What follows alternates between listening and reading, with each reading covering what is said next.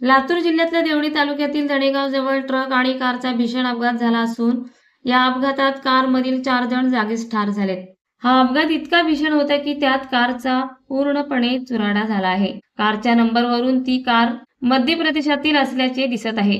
तर स्थानिक लोकांच्या माहितीनुसार मध्य प्रदेशातील काही व्यापारी लातूर जिल्ह्यात आले होते व त्यांची ही कार असल्याचे सांगण्यात येते.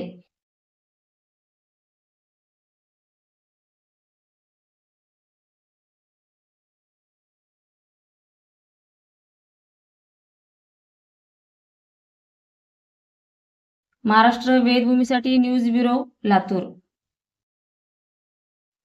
ताज्या घडामोडी जाणून घेण्यासाठी आजच आपल्या महाराष्ट्र वेदभूमी न्यूज चॅनलला लाईक करा, शेअर करा, सबस्क्राईब करा आणि बेल आयकॉनवर क्लिक करायला विसरू नका.